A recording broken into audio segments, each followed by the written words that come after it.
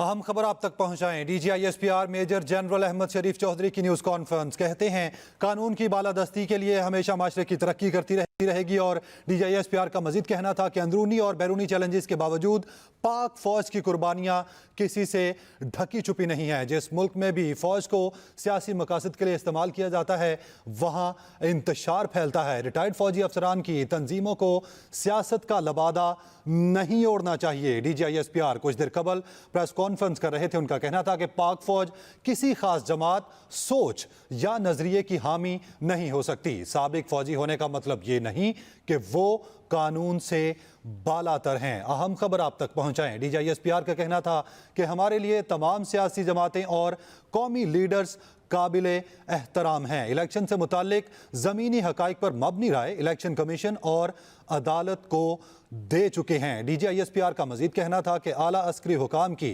Chief justice से मुलाकात की तफसीलात पब्लिक नहीं की जा सकती। बज़ाहिर ये लगता है कि कबल धमाकों की वजह हादसाती है। DGISPR न्यूज़ कॉन्फ्रेंस करते थे। इसी हवाले से मजीद तफसीलात जान लेते हैं। कामरान हमारे साथ मौजूद हैं। कामरान, बताइएगा इस हवाले से।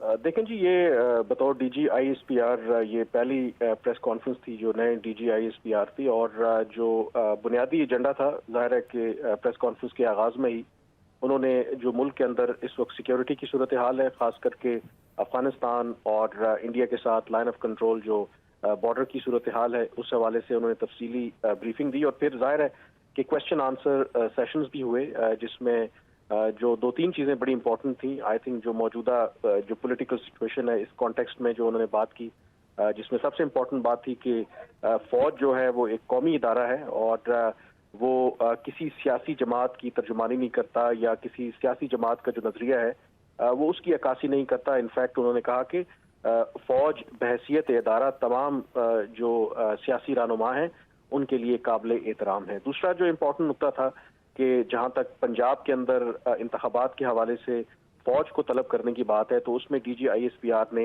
हवाला दिया आइन के आर्टिकल 245 का, जिसमें उन्होंने ये कहा कि इंतखाबात में फ़ौज को तलब करने का जहाँ तक मामला है वो वफाकी हुकूमत का इख्तियार है। उसके अलावा उन्होंने ये कहा कि इस हवाले से जो अफवाज पाकिस्तान है उन्होंने जो मुल्क की मौजूदा सिक्योरिटी की सूरत हाल है, जो डिप्लॉयमेंट है, उसको सामने रखते हुए इलेक्शन कमीशन को भी अपने मौक़िफ़ से आगाह किया है। इसके अलावा भी जो कश्मीर का मामला है उस पर उन्होंने खुल के बात की, जिसमें उन्होंने कहा कि भारत जो मर्जी कहता रहे, कश्मीर जो है वो ना कभी भारत का अटूट अंग रहा है और ना कभी रहेगा, और पाकिस्तान का जो मौक़िफ़ है इस हवाले से उसमें कोई तब्दीली नहीं है। अच्छा कामरान साहब, कुछ सोशल मीडिया के हवाले से भी बातें की गई जो गैर मुनज़्ज़म मुहिम चलाई जाती हैं, उस हवाले से क्या तफसीलात थी? जी बिल्कुल, ये सवाल भी उठाया गया कि इस वक्त जो सोशल मीडिया के ऊपर जो मुल्क की मौजूदा फौजी क़यादत है, आर्मी चीफ हैं, DGISI हैं, इनके खिलाफ जो मवाद है या कुछ लोग जो कैंपेन कर रहे हैं, तो उसके जवाब में उन्होंने ये कहा कि फ़ौज जो है जो तामीरी तनकीद है उस पर उसको कोई एतराज़ नहीं है, और आइन जो है वो हक देता है किसी को भी कि वो अपनी राय का इजहार करे। लेकिन एट द सेम टाइम वो ये कहते हैं कि आइन के अंदर ये भी मौजूद है कि अगर आप डिलिबरेटली किसी कौमी इदारे को डिफेम करें तो उसको भी उस तरीके से इजाज़त नहीं दी जा सकती। और उसमें उन्होंने ये भी कहा कि ऐसे अनासर भी मौजूद हैं कि शायद कुछ तो हो सकता है कि इनफरादी सतह पर खुद से ये काम कर रहे हों, जबकि कुछ ऐसे अनासर भी इस बात का इम्कान मौजूद है जो बाकायदा तौर पर एक मुनज़्ज़म तरीके से जो कौमी इदारे हैं और उनके जो सरबराहान हैं उनको निशाना बना रहे हैं। और उसमें ये भी इम्कान मौजूद है कि उसमें जो पाकिस्तान की हॉस्टाइल जो एजेंसीज हैं, पाकिस्तान के खिलाफ जो खुफिया एजेंसियां काम कर रही हैं, वो उनके साथ भी मिलकर इस तरह की कार्रवाइयां वो कर रहे हों। तो इन एनी केस उन्होंने यही कहा कि फ़ौज जो है वो तामीरी तनकीद तो बर्दाश्त करती है, लेकिन जाहिर है कि ये जो तनकीद है ये किसी जो आइन और कानून के दायरे में रहकर ही होनी चाहिए। अच्छा कामरान साहब, रिटायर्ड फौजी अफसरान के हवाले से बात की गई है, उनके इशारे से क्या लगता है और उस पर क्या कहते हैं आप? देखें, जहाँ तक रिटायर्ड फौजी अफसरान की बात है, हालिया दिनों में हमने ये चीज़ देखी कि कई जो रिटायर्ड फौजी अफसरान की तंजीमें हैं उन्होंने एक ख़ास जो जमात है उसके मौक़िफ़ की हमायत की।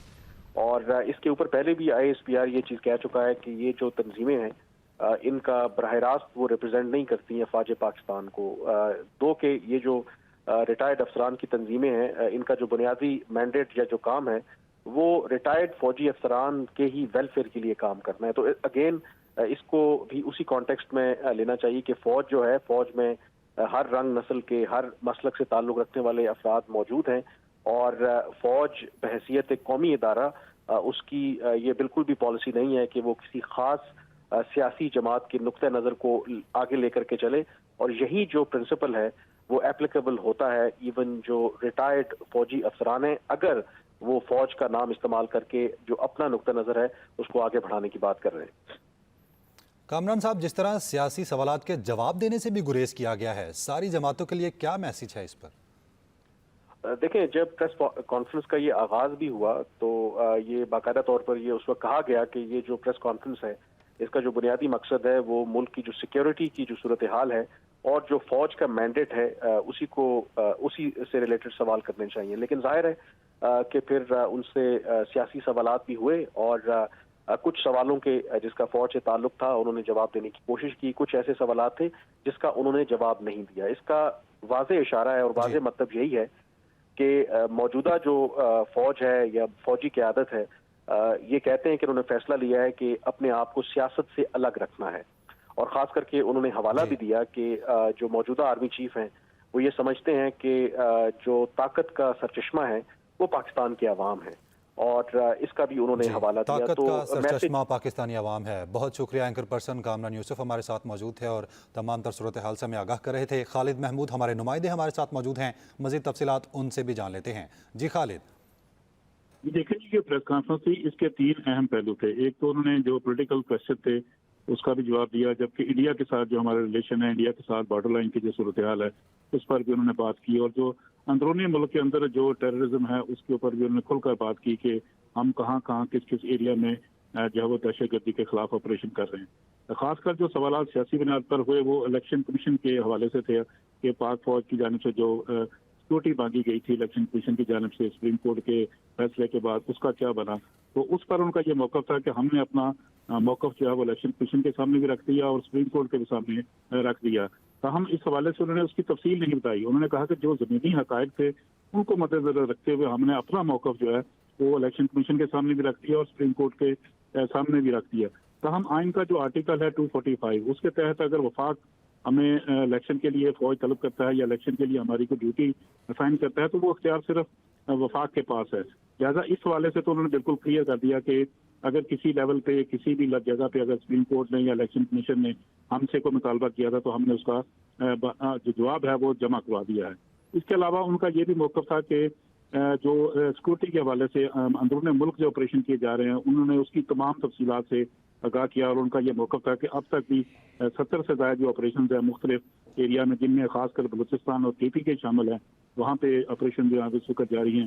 انہوں نے اپنی جو قربانیاں تھیں فوج کی اس کے بارے میں بھی آگاہ کیا، اور اب تک جو وہاں پہ کامیابیاں حاصل کی ہیں اس حوالے سے بھی جو ہے اس کا جواب دیا.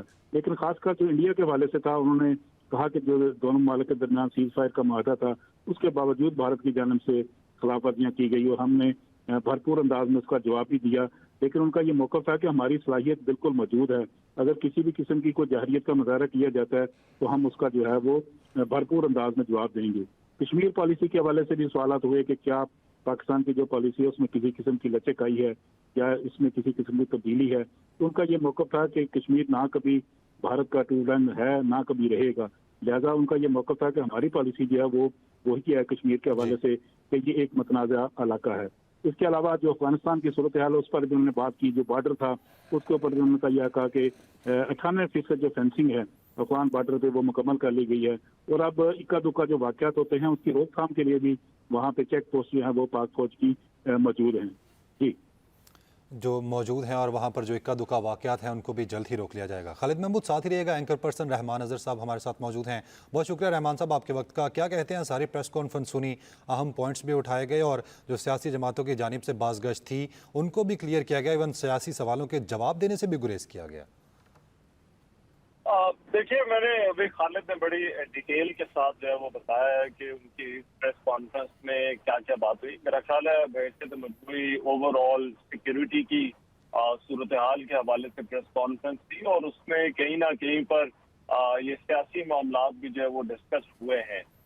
इलेक्शन के हवाले से ऐसा लगता है कि ये मामला जो है वो अब वजारत दिफा के पास ही, और वजारत दिफा ही रिप्रेजेंटेटिव बॉडी है जो जवाब पाक फौज ने जो है वो देना है सिक्योरिटी के हवाले से। और मेरा ख्याल है उन्होंने अपना वजन भी जो है वो मुकम्मल तौर पर वजारत दिफा के पलड़े में डाल दिया है। और वजारत दिफा और वफाकी हुकूमत इस हवाले से आपको मालूम है पहले ही सुप्रीम कोर्ट में अपना जो है जवाब वो जमा करवा चुके हैं। फिर इसमें इम्पोर्टेंट बात यह है कि चीफ जस्टिस ऑफ पाकिस्तान को ब्रीफिंग भी दी गई है, इन कैमरा ब्रीफिंग मुल्क में जारी ऑपरेशन के हवाले से और सिक्योरिटी की सूरत हाल के हवाले से। और इसका जिक्र चीफ जस्टिस ने अपनी जो ईद से पहले जो समाअत की उसके अंदर भी जो है वो उन्होंने इसका जिक्र किया। तो बजाय तो ये लगता है कि अब ये दो जवाब जो है वो एक तरफ हो गए हैं। फौज का जवाब वही है जो वजारत दिफा ने जमा करवाया है, फौज उसके बिल्कुल पीछे खड़ी है।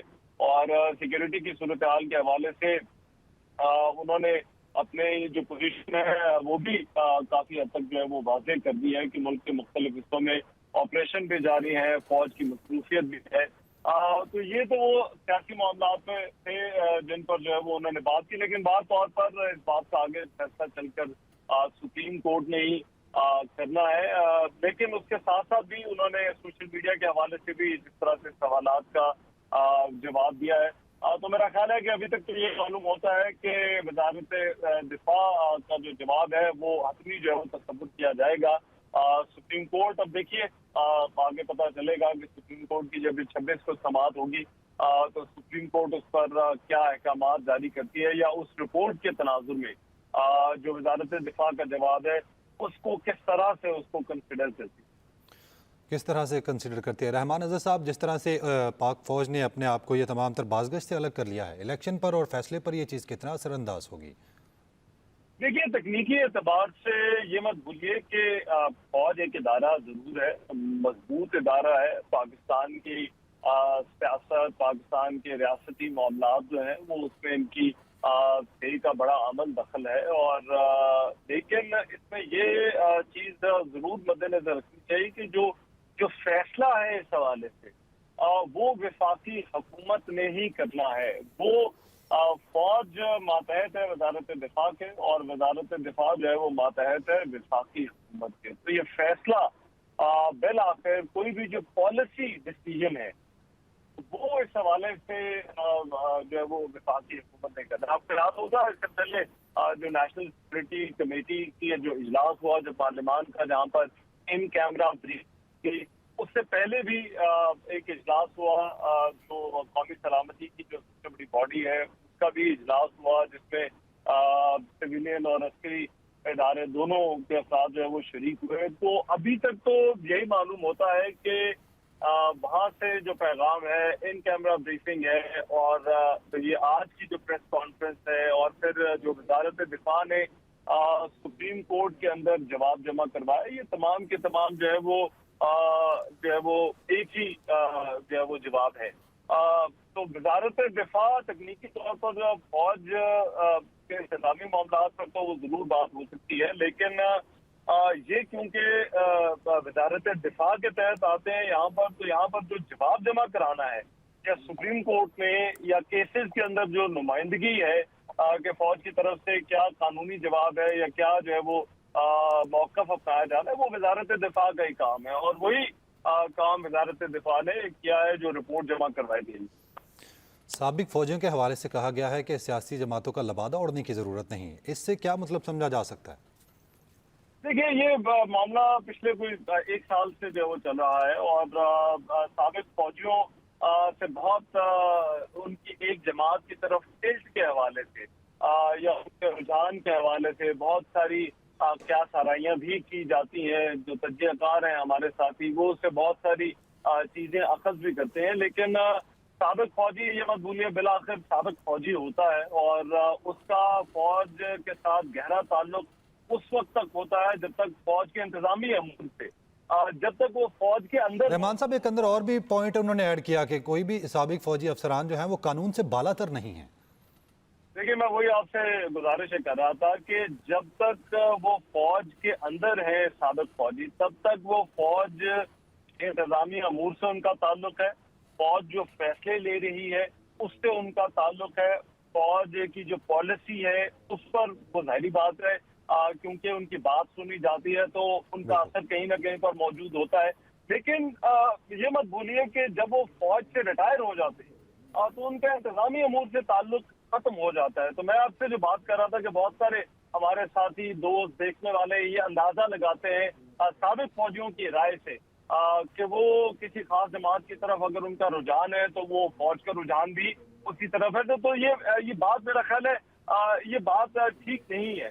दूसरी तरफ एक चीज उनके साथ जरूर रहती है क्योंकि उनका जिक्र जब भी होता है हमारे बेशुमार जो रिटायर्ड अफसरान हैं वो नामों के साथ retired general, major general, retired brigadier, retired major के नाम जो है वो यूज करते हैं। तो फौज से उनका ताल्लुक उस तरह से खत्म भी नहीं होता, मुकम्मल तौर पर ला ताल्लुकी भी नहीं कही जा सकती अगर वो अपना जो साबिका हैसियत है उसका नाम मुसलसल इस्तेमाल करें। तो मेरा ख्याल है इसी चीज की वजाहत जो है वो आज DGI ने अपनी प्रेस कॉन्फ्रेंस में की है कि बाहर तौर पर जो कवानीन है उनका इतलाक उनके ऊपर होता है और रिटायर्ड फौजियों के भी कुछ कवायद और जवाबित है क्योंकि फौज साबिक फौजियों को मिलने वाली मराद जो है वो उनके रिटायरमेंट के बाद भी जारी रहती है। तो जब तक मराद आपको मिलती रहती है वो आपको कुछ चीजें मिलती तो है लेकिन उसके बदले आपको कुछ जो है वो कुछ जवाबित भी होते हैं जिन पर अमल दरामद साथ साथ जो है वो करना होता है। तो मेरा ख्याल है इसी लकीर की जो है वो बड़ी वजाहत जो है वो उन्होंने की है DGI और उन्होंने अपने प्रेस कॉन्फ्रेंस के अंदर कहा है कि ये ताल्लुक जो है वो खत्म नहीं होता और ये कानून का इतलाक भी होता है। तो ये मेरा ख्याल है फौजी साबिक फौजियों के हवाले से ये चीज आज उन्होंने वाज़ेह की। चीज़ वाज़ेह हो गई है। रहमान साहब साथ ही रहेगा। खालिद साहब, जिस तरह से सिक्योरिटी के हवाले से ब्रीफिंग दी गई है, जो गवर्नमेंट की जानिब से मौक़िफ़ था कि इलेक्शन के लिए सिक्योरिटी और फंड्स दरकार नहीं हैं, सिक्योरिटी का कितना मसला हल हो जाएगा और कितना ये मौक़िफ़ क्लियर हो जाएगा इस प्रेस कॉन्फ्रेंस के बाद? जी देखें कि इस प्रेस कॉन्फ्रेंस में जो खास मौजू था वो सियासत के हवाले से जब मुख्तलिफ सवालात आए तो उसमें यह भी था कि हुकूमत की जानिब से अगर वो सिक्योरिटी मांगी जाती है तो उसमें फौज का क्या किरदार होगा। उस हवाले से तो उन्होंने बिल्कुल क्लियर पोजीशन अपनी कर दी कि हमने जो है वो इलेक्शन कमीशन को भी आगाह कर दिया, सुप्रीम कोर्ट को भी आगाह कर दिया। इसके अलावा उन्होंने जो चीफ जस्टिस के साथ मुलाकात हुई थी DGI की और सेक्रेटरी दफा की, उन्होंने उस हवाले से भी बिल्कुल क्लियर कट कहा कि वो मुलाकात हुई, उसमें जो हकायक थे वो बिल्कुल जो एक ज़मीनी हकायक थे उसके हवाले से उनको ब्रीफ किया गया कि हमारे पास ये हकायक हैं, इसकी रोशनी में जो है फैसला किया जाना चाहिए। तो हम उन्होंने उस मीटिंग के जो मंदरजात हैं वो बताने से गुरेज किया। उन्होंने कहा कि ये अदारों के दरमियान एक मीटिंग थी, सुप्रीम कोर्ट ने अदारों को तलब किया हुआ था, लिहाजा अदारों ने अपना जवाब जो है वो वहाँ पे जमा कराया। इसके अलावा उनका ये कहना था कि हमारा जो सियासी तलक है वो तमाम जमातों के साथ एक जैसा ही है। हमारे ये तमाम सियासी जमातें जो वो काबिल एहतराम है। फौज जो है वो कौमी फौज है। इस हवाले से जो क्या सराहियां की जाती है कि किसी एक जमात के खिलाफ कार्रवाई की जा रही है तो उनका ये मौका कार्रवाई की जा रही है। बहुत शुक्रिया खालिद महमूद आपका। और एंकर पर्सन रहमान अज़हर साहब हमारे साथ मौजूद थे और तमाम तर सूरत हाल से वो भी अपना तज्ज़िया पेश कर रहे थे।